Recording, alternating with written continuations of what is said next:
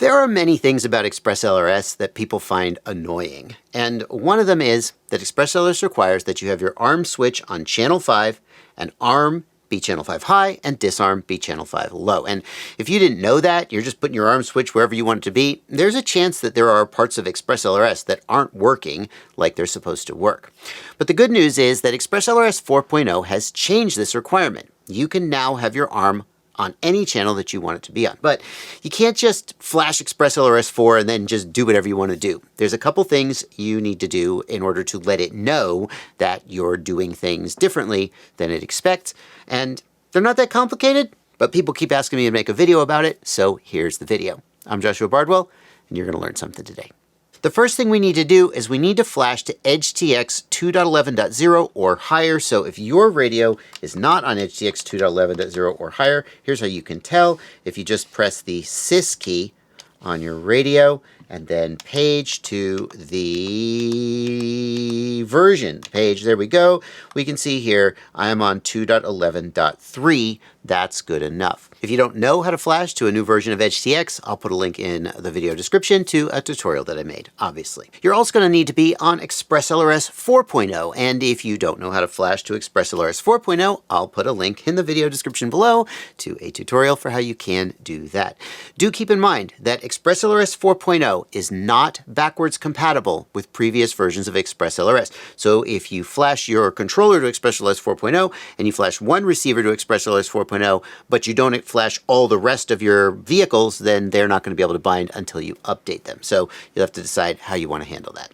Once you have met those requirements, you're going to press the model key on your radio, and then you're going to page one time to get to the model setup screen. And you're going to scroll down and find this option. ARM using. So your internal RF or external RF, if you have an external module, is set typical for ExpressLRS, Crossfire, etc. And here is ARM using. And the default is channel 5.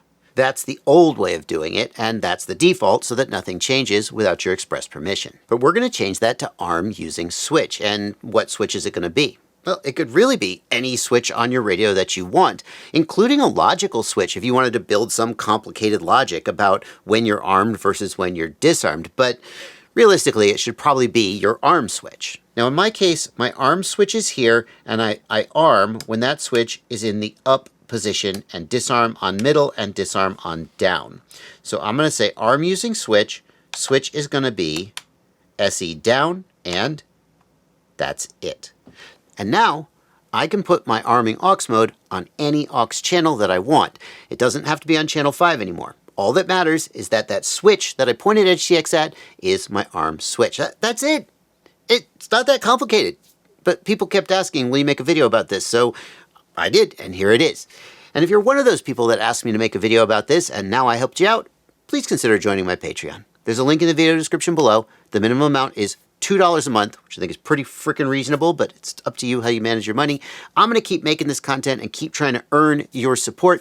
If today's the day that I earned it, head on down to that link in the video description and sign up. I sure will be happy to have you as a supporter. Where do you go from here?